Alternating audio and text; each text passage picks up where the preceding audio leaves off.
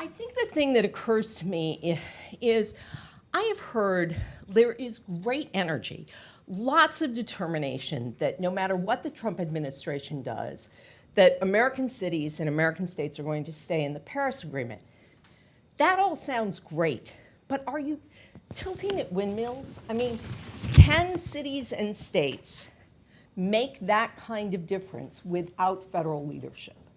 Well, cities and states can make a profound difference, no question. It'd be better to have the president, but the president is temporarily AWOL on this issue.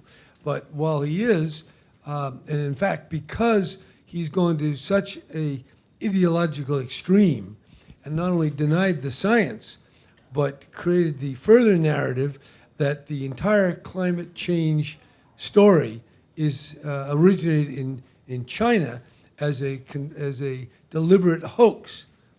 Now, just to say that, it's so preposterous that I don't believe anyone anywhere believes that. So the fact that he's making his case of denial so preposterous helps the other side because it's kind of a boomerang kind of approach here. By being so absurd, he alerts people and allows the climate action people to really do things. And we're seeing that in California. We're seeing it across the country, in business particularly. We still have this one problem that the Republican Party has, not forever, but just a few years ago, adopted the policy of never mention the word climate change except by way of denial or doubt or ridicule. So that is their official ideological membership requirement. And almost no Republican does anything different, except there are people like George Shultz, who's a Republican, who was very serious about this, Bloomberg, who kind of was a Republican, and others. And then in California, we've got 9 Republicans who voted for our cap and trade program because it dealt with climate change. So that is a breakthrough. The iceberg of denial is cracking because these were real Republicans. These weren't kind of moderate. No, we had some people.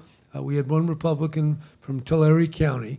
And to give you a sense of Tulare County, when I ran for governor, that was my worst state. I got 32% of the vote.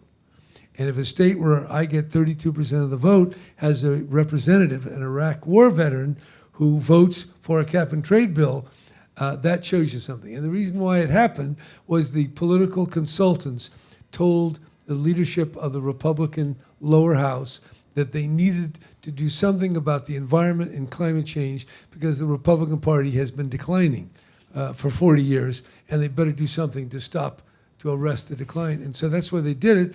And I am saying the states can do something because we can help reverse the Republican Party position, and we can do things technically as we're doing cap and trade, clean fuels, cars, and all the rest of it. So yes, we can't do it all, but we can do what is fundamental, make the shift in thinking. And the states can do that, the cities can do that, and I think it's going to be very, very effective. But given the fact that the Clean Power Plan was a big way, a big pathway that the United States was going to get to meet that reduction, 26 to 28% reduction in greenhouse gases by 2025. Now the Trump administration wants to scrap that. Mr. Steyer, do you think it's possible? I mean, is this possible to get there without federal leadership? Well, if you think about what we're trying to do in a broad scale, we're trying to clean up electricity generation, we're trying to electrify everything, and we're trying to increase energy efficiency. If you have Jerry Brown as your governor leading the fight, then if 50 states had Jerry Brown as their governor, then we'd be in good shape because we could, in fact, clean up electricity generation. We could, in fact, electrify everything because we're pushing really hard in California under his leadership to do it. And we could push energy efficiency really hard. The problem with scrapping the Clean Power Plan is it makes it optional by state. So that Governor Brown, whatever good job he does in Tulare County, can't do a terrific job in Wisconsin. The job that he can do in Texas is very limited. So when we think about the overall national goals, we take it from 50 states under one plan to 50 states under 50 plans.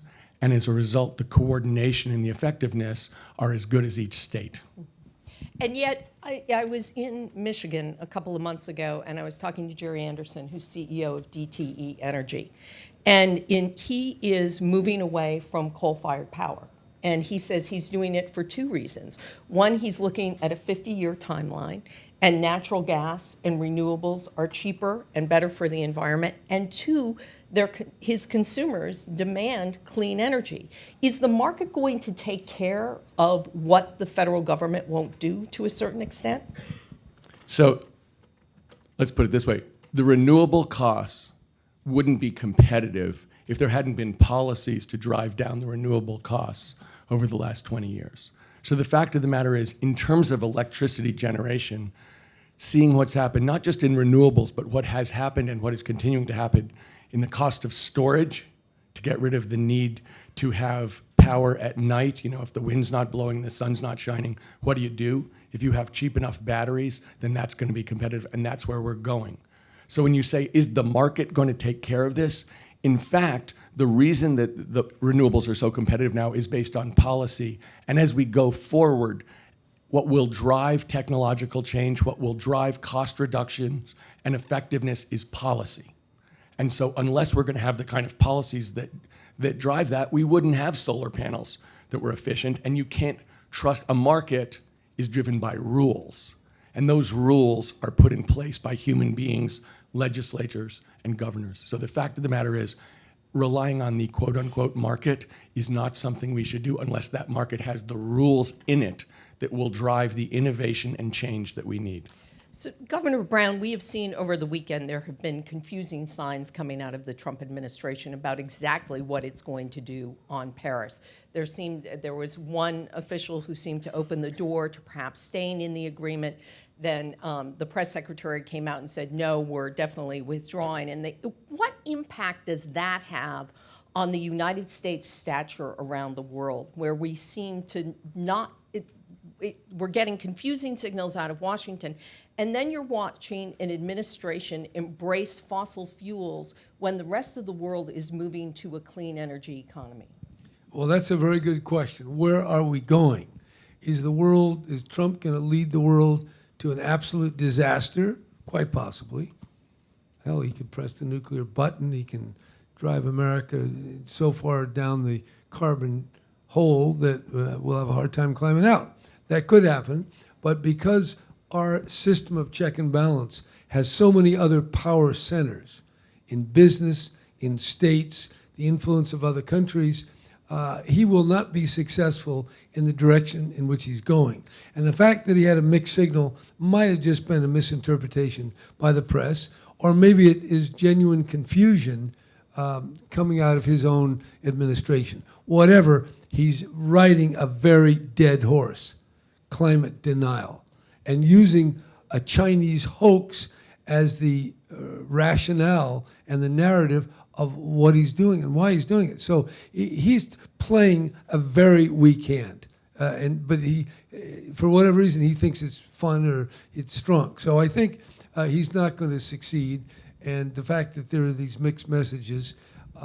Let me give you an example of the difference. In America, right now, even though we have these great infrastructure needs, so far they can't do anything in Washington. They're paralyzed. A month ago, a Chinese representative from Shenzhen came to get my support of $1 billion investment in solar energy in California.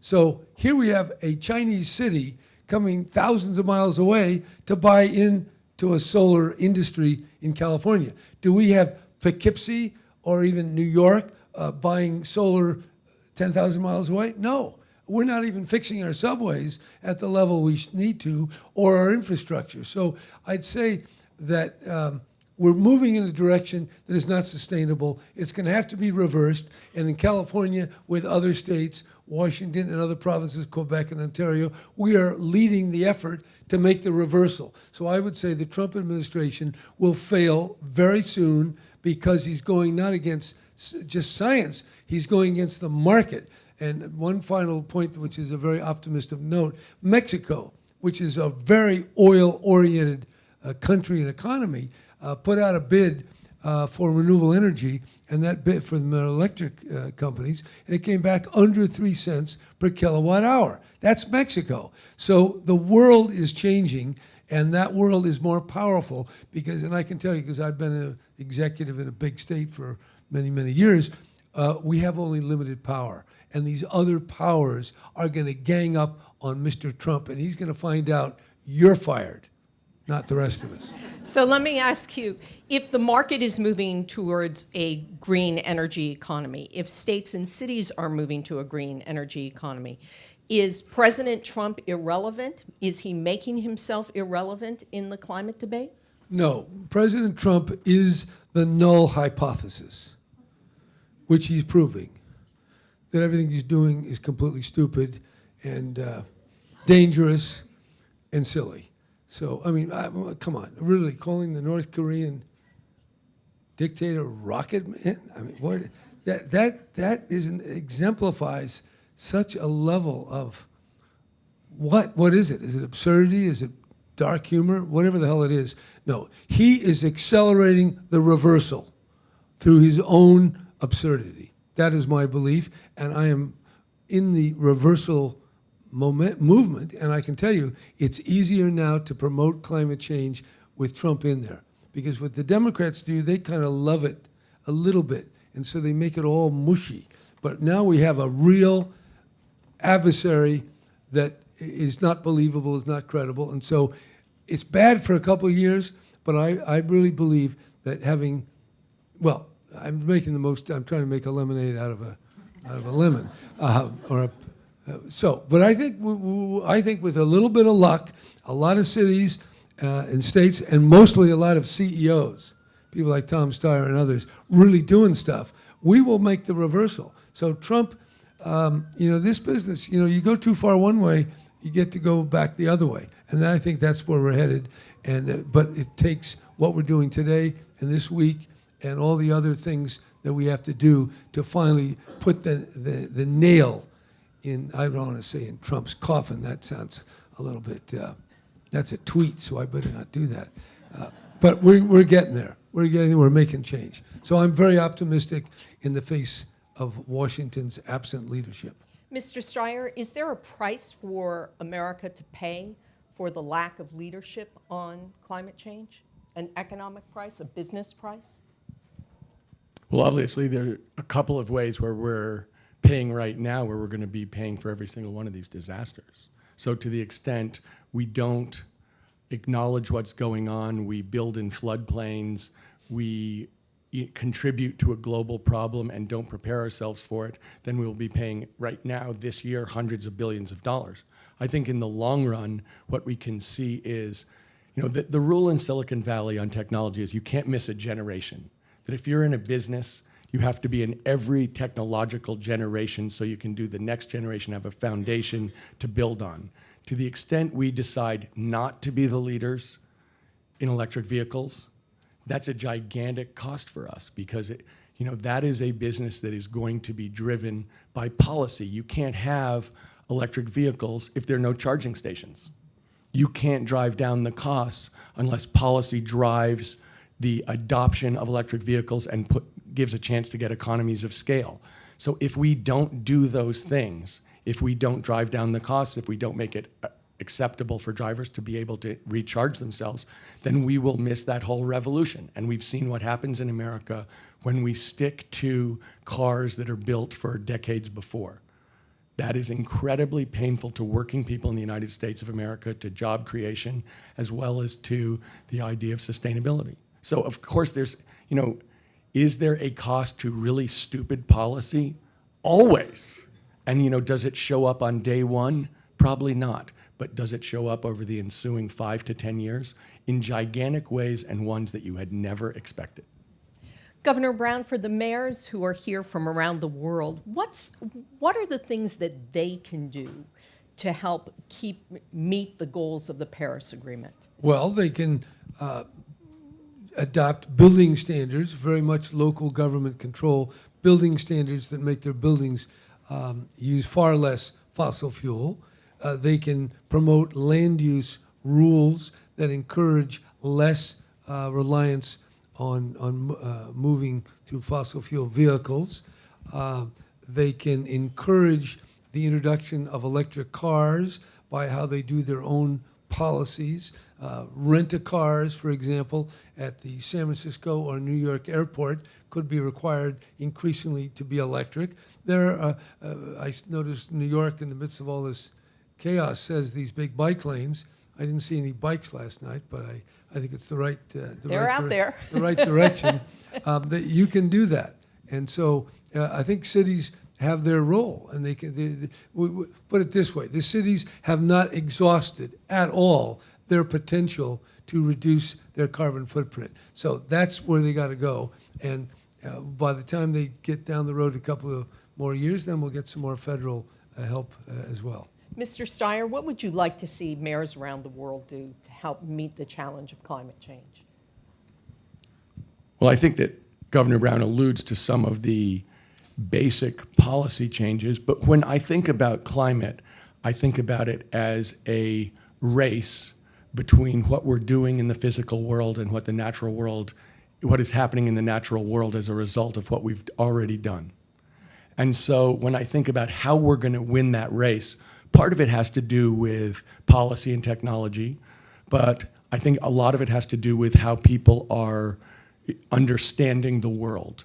And for elected officials like mayors who are very close to their constituents, who by definition live in the same city as their constituents and are dealing with the basics of their lives like education, policing, picking up garbage, they are very close. So a big thing that I think will change this is an understanding in the world of where we need to go and how we can get there. So when I think about a great mayor doing a great job, it's explaining to the people in her city or his city how we're going to move forward, why Paris is going to be the greatest city in the world, how we're going to move forward in a comprehensive way that takes into account. I don't think you can separate climate from everything else, but I think you can put it in a context where you say, as the citizens of Paris, here's how we're going to behave, not only to do a good thing, to be a symbol of the kind of people who we are and the kind of future that we want to produce. And that kind of understanding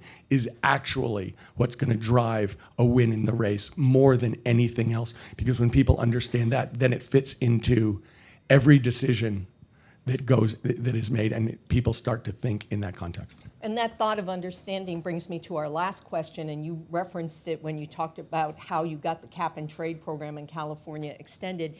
Here in the United States, the environment and climate change is a very divisive issue along party lines. So how did you bridge that partisan gap, Governor Brown, and what did you do in California that mayors around the world, and in particular in this country, can learn from as to how to bridge that partisan Well, gap? actually, it started with the two political consultants to the Republican minority, and they said that it's time for some Republicans to take some action on climate. And they started that in January, and by last month, we were able to get the vote. But it did take a understanding and an awareness on the part of Republican political experts advising their elected representatives, this is a topic that you should not only not ignore, but that you should embrace. And that worked. Now, the flip side, the other side of that was the leader of the Republicans who promoted that was thrown out of his job because there was such a backlash by the true believers, the Trumpites, the troglodytes, and they're both kind of very similar. You should check out the derivation of Trumpite and troglodyte because they both refer to people who dwell in deep, dark caves. Anyway, I think it does take some understanding, and mayors can help change that, so can governors. We've got to get some change in attitude by Republicans, and I think business people can help make that turn. I don't think, first of all, very few people understand climate change. So it can't be that hot a political issue. They've just been saying that. But they could equally say the opposite. I mean, it's that simple. You have to understand the political mind is relatively superficial. And I know more politicians than anybody in this room. And they're not deep thinkers for the most part, particularly the cheap seats. So I think they can be turned around by business leaders and the people who really influence them changing their mind. And that's already happening. The business community comes first, and then the Republicans follow. And they will. I have no doubt about it. This is not a deeply embedded belief. It's a very superficial belief, and it will be changed as the science and the business community and the policies all combine together to create a pathway toward decarbonization, which we are already well on our way to achieving. Governor Brown, thank you very much. Mr. Steyer, thank you very much. Education and understanding help keep the conversation going, and thank you for your attention this morning. Okay, thank you.